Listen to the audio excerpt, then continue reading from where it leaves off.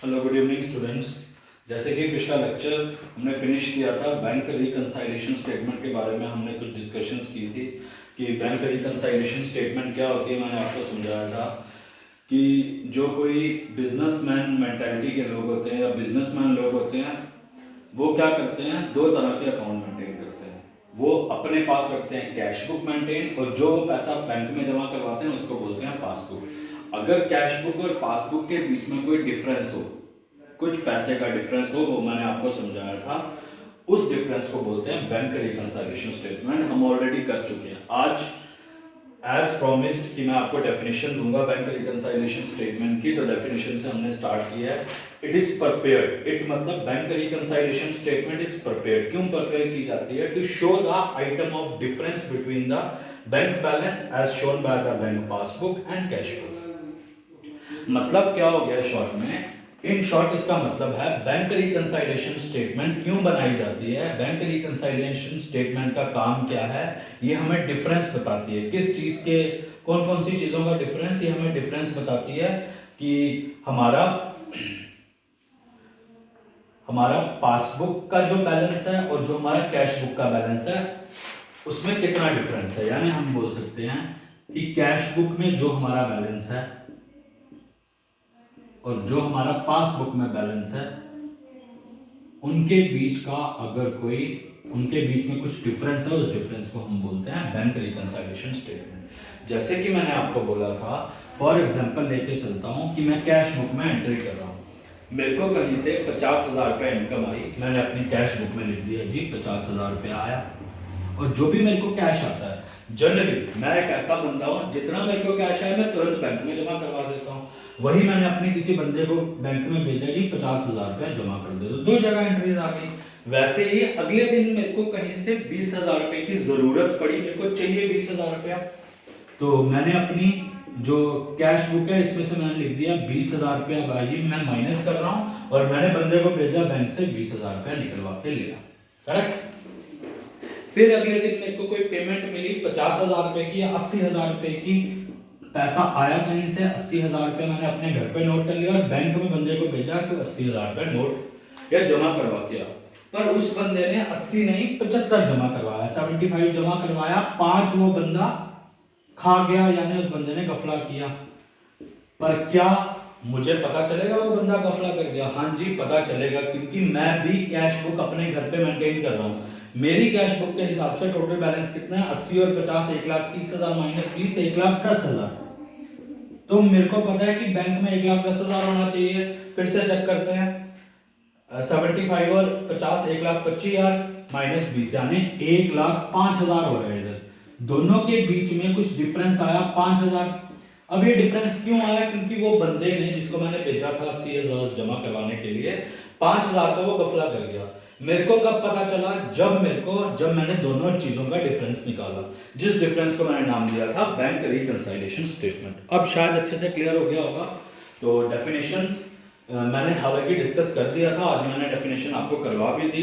Bank reconciliation statement का मतलब है it is the difference between the balance of cash book and balance of passbook. Correct है? आगे चलते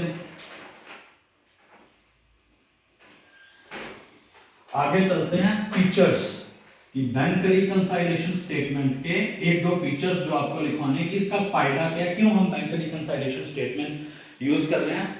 पहली चीज क्या है कि मेरा जो कैश बुक का बैलेंस है और पासबुक का बैलेंस है वो क्या हो जाए, वो टैली हो जाए। टैली यानी बराबर होना चाहिए कि जितना मेरे पास कैश आ रहा है वही मैं बैंक में जमा करवा रहा हूं या निकलवा रहा हूं।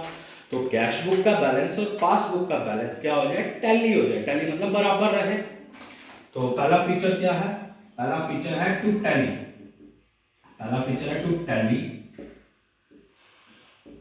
To tally cash book with bank passbook. Okay, तो पहला फीचर जो हमने कई बार डिस्कस किया कि कैश बुक और पासबुक का बैलेंस बराबर होना चाहिए।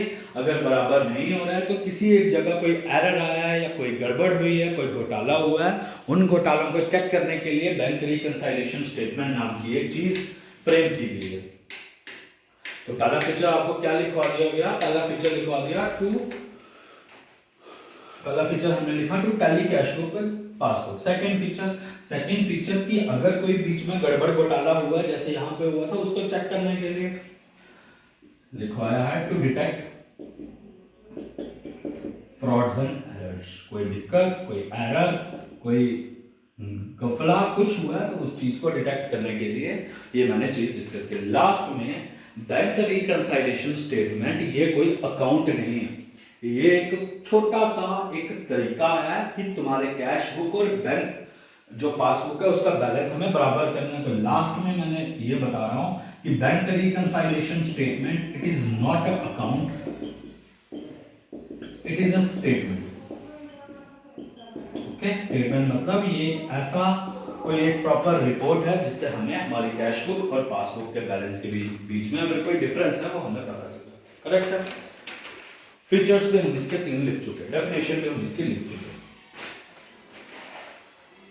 अब जो चीज हमने उस दिन डिस्कस की थी एक बार वापस वो मेरे को करवानी पड़ेगी, उसके बिना थोड़ा सा समझना मुश्किल है।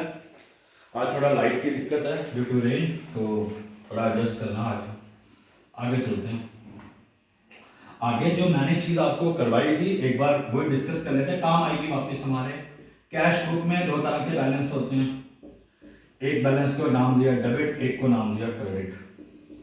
वैसे ही पासबुक में भी 2 बैलेंस होते हैं, एक को नाम दिया डेबिट, एक को नाम दिया क्रेडिट। अब पहली चीज आ गई कि कैश बुक में कौन सी चीज डेबिट लिस्ट में लिखेंगे, कौन सी क्रेडिट में। फिर एक बार रिपीटेशन, कैश बुक का रूल क्या है, जो चीज हमें आ रही है, अगर हमें किसी तरह का पैसा आ रहा है वो हमने लिखना है डेबिट में, और किसी तरह का पैसा हमसे जा रहा है वो लिखना है क्रेडिट में।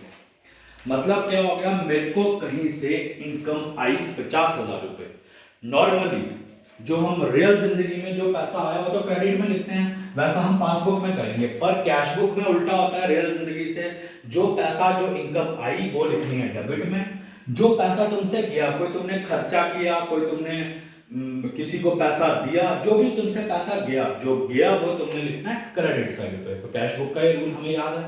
पासबुक में क्या होता है इसका उल्टा, जो पैसा जैसे मेरे अकाउंट में पैसा आया, मेरे को बैंक से मैसेज आएगा your account has been credited by 50,000, मतलब अगर कोई पैसा आया वो जाएगा क्रेडिट में, जो कोई मैंने खर्चा किया या जो पैसा मैंने एटीएम से या बैंक से निकाला वो जाएगा डेबिट में। दोनों एक दूसरे के उल्टे। करेक्ट है। आज हमको इस चीज को अच्छे से विद एग्जांपल समझना है। तो कैश बुक में कौन सी चीज डेबिट में जाती है, इनकम मतलब जो पैसा मेरे को आया, जो आया वो किस में डालेगा डेबिट, और जो गया जो मैंने खर्चा किया, एक्सपेंसेस जो मैंने खर्चा किया वो किस में डालेगा क्रेडिट। तो जब भी मैं वर्ड डेबिट यूज करूंगा इनकम वगैरह के लिए साइन प्लस का, क्रेडिट माइनस का, क्योंकि इसमें तो उल्टा होता है। पर पासबुक में क्या होता है, कोई मैंने खर्चा किया, मतलब मैंने एटीएम से पैसा निकलवा लिया वो डेबिट।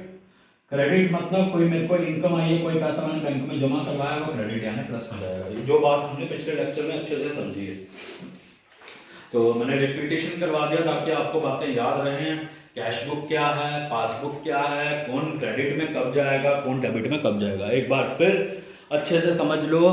कैश बुक और पासबुक एक दूसरे का उल्टा होता है। कैश बुक में भी डेबिट क्रेडिट होता है, पासबुक में भी डेबिट क्रेडिट होता है।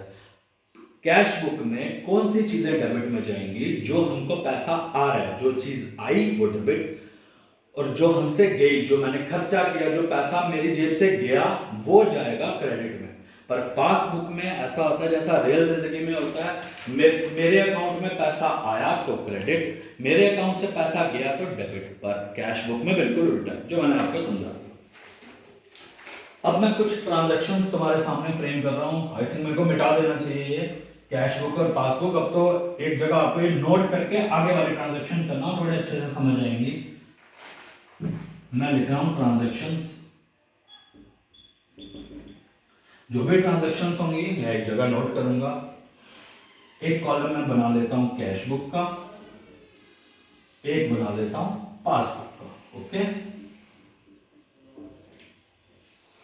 एक कॉलम मैंने बना लिया कैश बुक का, एक मैंने बना लिया पासबुक का। अब चलते हैं पहले ट्रांजैक्शन की तरफ। अब एक चीज हमें बात याद रखनी है, हमें चीजों को बैलेंस करके चलना है, बैलेंस करके। जो भी तुम्हें ट्रांजैक्शन मैं यहां लिखवाऊंगा, अगर तुम्हें पता चल रहा है किसी ट्रांजैक्शन में, जैसे मैंने अपने अकाउंट में 50,000 रुपया जमा किया, तो मेरा कौन सा वाला बैलेंस बढ़ेगा? मेरा बैंक का बैलेंस बढ़ेगा।